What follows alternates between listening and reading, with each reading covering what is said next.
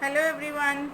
Today we are here to study the summary of second poem from class 12th English Flamingo book, and the title of the poem is An Elementary School Classroom in a Slum, written by Stephen Spender. So in this poem the poet has concentrated on the themes of social injustice and class inequalities. So poet has narrated the situation of kids during the Second World War. And this poem actually is an extract from the collected poem written by Stephen Spender and published in 1964. This poem illustrates the situation of the slum area school. The children who are studying in slum area school, the poet has narrated how the students are and their classrooms are. So let's begin this poem. So in the first stanza, the poet has narrated how the students are, the situation of the student, the condition of the students of slum areas are in their schools. So in the first stanza, poet is saying the children of this school look pathetic and miserable. They have pale and lifeless faces, and their disorderly hair are torn around and look like rootless weeds. Means जो यहाँ के students हैं वो कह रहे हैं, यहाँ पे पोइट जो पोएम शुरू करते हैं तो पोइट कहते हैं कि ये जो बच्चे हैं ये जो है वो अपनी बेसिक नेसेसिटीज़ जो होती हैं लाइफ की उन सब से बहुत दूर हैं. इनके जो फेसेस हैं पेल है और सिक कॉम्प्लेक्शन दे रहे हैं, मतलब उनके जो फेसेस हैं वो किस तरह से लग रहे हैं, अननरिश्ड है, उनको प्रॉपर जो है खाना वगैरह नहीं मिल पाता है उस वजह से. सो पोइट कहते हैं कि they are like rootless weeds वो होते हैं जिनके वीड्स मतलब जो अनवांटेड ग्रास वगैरह घास आपने देखा होगा पेड़ पौधों के साथ उग जाती है तो उनको वीड्स कहते हैं. तो अब पोइट कहते हैं कि ये जो बच्चे हैं उन वीड्स की तरह है. रूटलेस वीड्स मतलब इनके फैमिली में किसी को इनकी परवाह नहीं है, कोई जो है इनके लिए मतलब प्रॉपर इनको खाना वगैरह नहीं दे रहा है, इनकी जो बेसिक नेसेसिटीज़ हैं उन्हें पूरा नहीं कर रहा है. So they are like rootless weeds. और इनके जो हेयर हैं इनके फेस पर जो कि बहुत पीले पड़ चुके हैं, और दे आर सिक कॉम्प्लेक्शन है जिनका, जिस तरह से हम कह सकते हैं कि मतलब ये जो कमज़ोर हैं, वीकनेस है इनमें, उनके ऐसे फेसेस पर ये जो इनके जो बाल हैं मुड़े हुए से रहते हैं. अब इसी क्लासरूम की एक स्टूडेंट के बारे में बताते हैं. पोइट कहते हैं कि यहाँ पर एक टॉल गर्ल है जो कि अपने हेड डाउन करके बेंच पर बैठी है. हेड डाउन करके बैठी है मतलब या तो हेड डाउन यूजुअली कब करते हैं, जब हम किसी चीज़ में डिप्रेस होते हैं कि कभी परेशान होते हैं. तो पोइट यहाँ पे दिखाते हैं कि क्या पता वो जो बच्ची है जो बड़ी टॉल गर्ल है उसको किसी तरह की मतलब वो अपनी फैमिली में कुछ प्रॉब्लम है उसके, या फिर वो अपने पोवर्टी को लेके डिप्रेशन में है. तो इस तरह से वो कह रहे हैं कि जो यहाँ की जो स्टूडेंट्स हैं दे आर डिप्रेस्ड. और ऐसे ही एक और स्टूडेंट के बारे में बताते हैं जो कि एक बॉय पेपर सीमिंग बॉय है. पेपर सीमिंग मतलब पेपर जितना पतला है, अंडर नरिश्ड दिखाया है उन्होंने यहाँ के स्टूडेंट्स को, अनडेवलप्ड है. और उनको जो है यहाँ के जो वो जो बॉय है उसको कहते हैं कि उसको अपने फादर से, अपने फोर फादर से एक बीमारी मिली है जो कि अब यहाँ पर पोइट बताते हैं कि बच्चों को अपने फोर फादर से, अपनी फैमिली से वसीयत में क्या क्या चीज़ें मिलती है, लेकिन ये जो बच्चे हैं ये अनलकी हैं. इनको ये किस चीज़ के वारिस है, इनको डिज़ीज़ मिली है, गिनाल डिज़ीज़ मिली है जिससे कि इनको जो है इनकी बोन्स जो है वो मुड़ी हुई हैं. आगे इसी तरह जब इतने बच्चों के बारे में बताने के बाद पोइट कहते हैं यहाँ पर एक स्वीट सा बॉय है जो कि बाहर देख रहा है क्लास के बाहर, और वो देख रहा है कि मतलब वो जो बच्चा है अननोटेड सा है, उसका ध्यान पढ़ाई में नहीं है. He is dreaming of squirrels games. एक स्क्विरल का गेम देख रहा है जो कि अपने ट्री में जो घर बना हुआ है उससे कभी अंदर बाहर हो रही है. तो वो जो है अपनी डल क्लासरूम से बाहर वो देख रहा है कि काश वो भी बाहर होता और ऐसे ही फ्री होता एक स्क्विरल की तरह. राइट. सेकेंड स्टेंजा में poet has explained about the classroom of school slum area. Right. तो स्लम एरिया की जैसे क्लासरूम्स हैं उनकी कंडीशन के बारे में बताया है. सेकेंड स्टेंजा में पोइट बताते हैं पोएट बताते हैं कि इनकी जो दीवारें हैं पीली पड़ चुकी हैं। ये दीवारें जो हैं डोनेशन से बनाई हुई दीवारें हैं। ये जो स्कूल है डोनेशन से। सेकंड स्टैंजा में पोएट बताते हैं कि जो ये स्कूल है यहाँ की दीवारें जो हैं पीली पड़ चुकी हैं। अब क्योंकि ये जो स्कूल है डोनेशन से बनाया हुआ है, तो अब जो सोसाइटी की तरफ से इसे नेग्लेक्ट किया जा रहा है, इसकी तरफ कोई ध्यान नहीं दे रहा है। यहाँ के पे बिल्कुल दीवारों में दरारें आ गई हैं। और इस स्कूल की क्लासरूम में शेक्सपियर की एक पिक्चर लगी हुई है। एक अर्ली मॉर्निंग का सीन लगा हुआ है, जहाँ पर एक सिटी का सीन लगा हुआ है जिसमें बहुत ऊंची ऊंची इमारतें बनी हुई हैं जो कि सिविलाइज सोसाइटी को शो करते हैं। यहाँ पर एक ट्रॉयलीज वैली जो है ऑस्ट्रेलिया की एक वैली है जो कि फुल ऑफ फ्लावर्स और बेल्स हैं। वहाँ पर उन सब की सीनरीज यहाँ पर लगी हुई है। तो पोइट कहते हैं कि इन सीनरीज का यहाँ पे क्या कनेक्शन है। यहाँ इसी क्लासरूम की दीवारों पर एक ओपन हैंडेड मैप लगा हुआ है। ओपन हैंडेड मैप शो करता है जिस तरह से पुराने टाइम में राजा महाराजा जो होते जैसे लड़ाई लड़के आते थे तो उनके जो टेरिटरी है वो बढ़ जाती थी। जैसे जिस एरिया को उन्होंने कंकीर किया है, जिस एरिया को वो जीत गए हैं, तो उसके बाद उनका जो एरिया होता है वो बढ़ जाता है। तो वैसे ही अब यहाँ पे ये बता रहे हैं कि ओपन हैंडेड मैप वही होता है कि आप अपने हिसाब से जो टेरिटरीज़ हैं उनको आप बढ़ा सकते हैं या छोटा कर सकते हैं।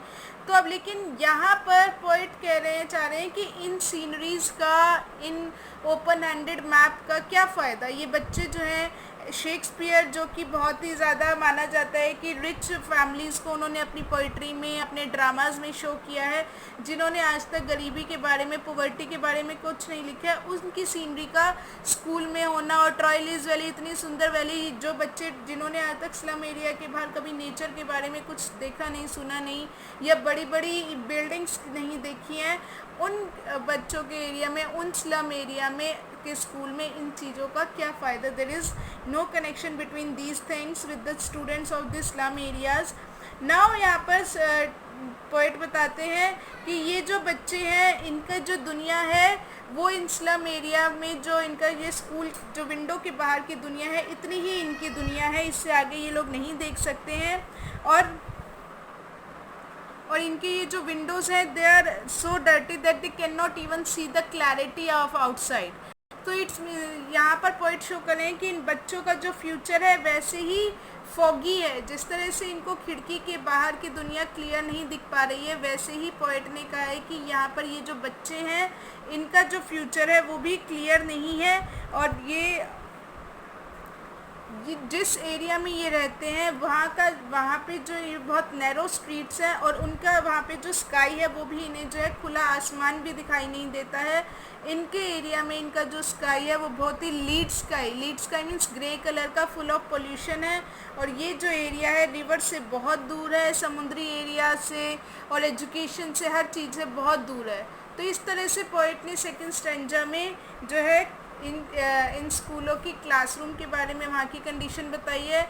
अब थर्ड स्टैंजा में देखिए, poet has explain the condition and the life of the student over there.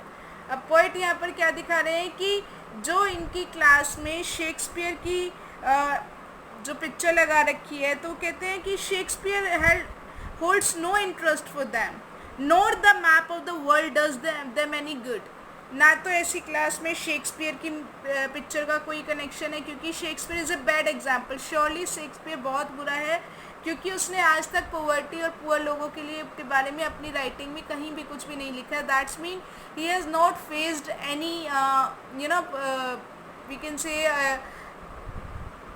Till now, मतलब उसने कभी पॉवर्टी को फेस ही नहीं किया। जब उसने फेस नहीं किया then he can not realise the things. तो उसे पॉवर्टी का कोई रियलाइजेशन नहीं है, तो इसीलिए शेक्सपियर इन बच्चों के लिए बुरा है।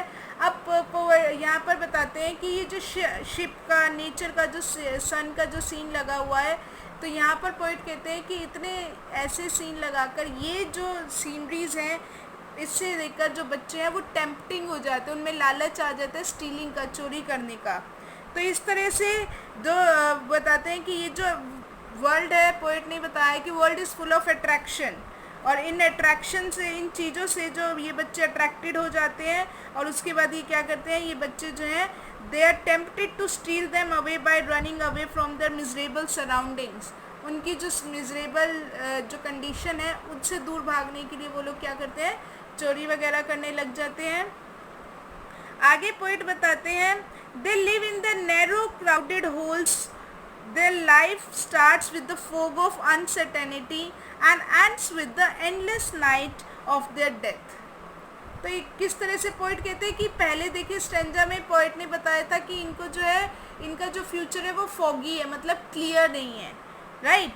अब इसमें कहते हैं कि अब इनकी जो लाइफ है वो फोग से लेकर क्या हो गई है, एंडलेस नाइट तक हो गई है, ऐसी रात हो गई है जिसकी कोई सुबह नहीं हो सकती। मतलब इतना ज़्यादा इनकी लाइफ में अंधेरा हो चुका है, इतना ज़्यादा ये अपनी वी कैन से जो पॉवर्टी लाइफ जो इनकी इतनी ज़्यादा है, उन चीज़ों से ये उभर नहीं पा रहे हैं। उनकी जो बेसिक नेसेसिटीज़ जो उनको मिलनी चाहिए वो सब चीज़ें जो इनको नहीं मिल रही हैं। तो पोइट कहते हैं कि इस तरह से ये कैसी पेनफुल नाइट इनकी हो गई है जिनसे उनको लग नहीं पा रहा कि वो कभी बाहर निकल पाएंगे।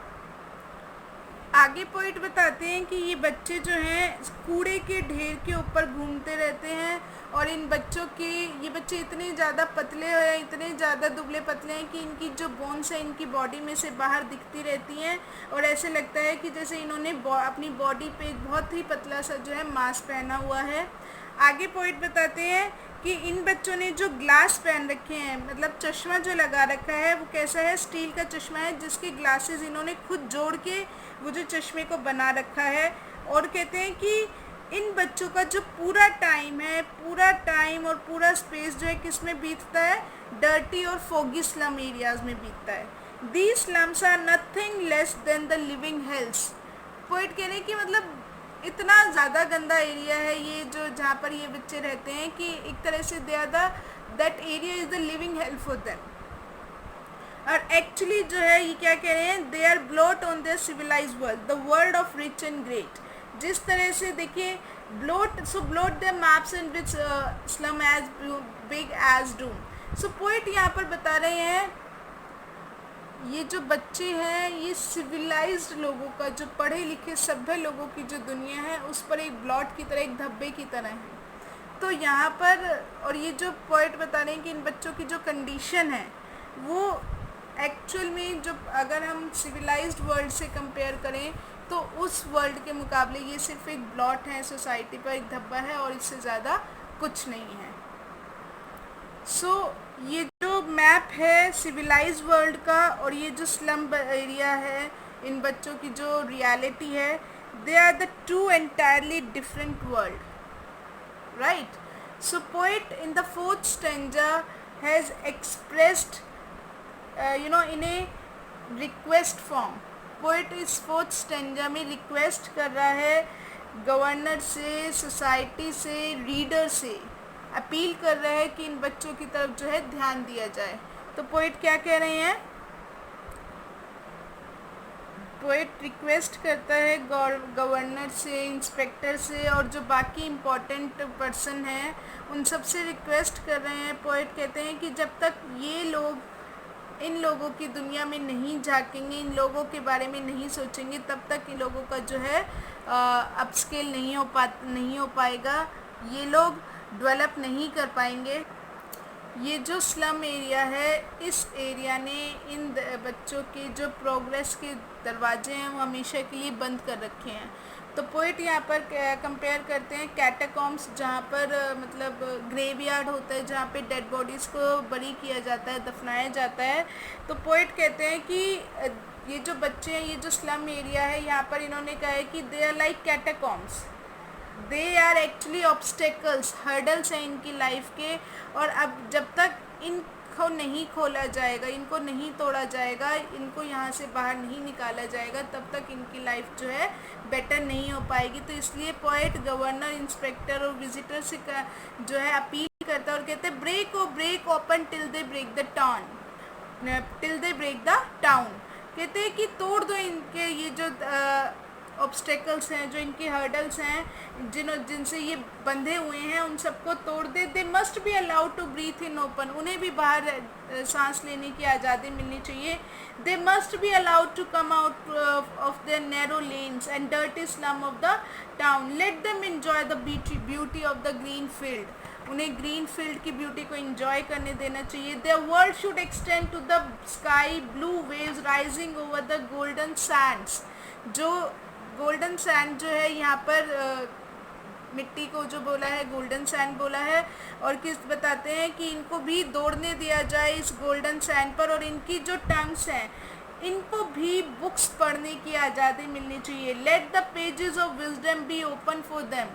ये भी अपनी जो है बुक्स को पढ़ सकें. इनको इतनी आज़ादी मिलनी चाहिए, ये जो इन बुक्स को पढ़ के मतलब नॉलेज गेन कर सकें. Let their tongue express themselves freely without any check और फियर. उन्हें किसी तरह का कोई डर ना हो. उनको इतनी फ्रीडम मिलनी चाहिए कि वो अपने टंग्स से ईजीली हर एक चीज़ को एक्सप्रेस कर सकें. ओनली दोज पीपल मेक और create history whose language has the warmth and strength of the sun. So poet ने लास्ट लाइन में बोला है कि हिस्ट्री वही बनाते हैं जो लोग पावरफुल होते हैं. मतलब अगर ये लोग पढ़ेंगे लिखेंगे तो ये लोग जो है अपने लिए एक हिस्ट्री क्रिएट कर पाएंगे. मतलब भविष्य में कुछ अच्छा कर पाएंगे और बता पाएंगे कि हाँ, उन्होंने इतने अच्छे जो है अचीवमेंट की है. Despite of so many hurdles, despite of so many obstacles, they have achieved their targets. So in this way the poet has beautifully expressed the condition and the life of the slum area. I hope student you must have understood this poem, and in this poem you can see the poet has divided the whole poem in 4 stanzas, and each stanza has described about the situation of the students. Thank you.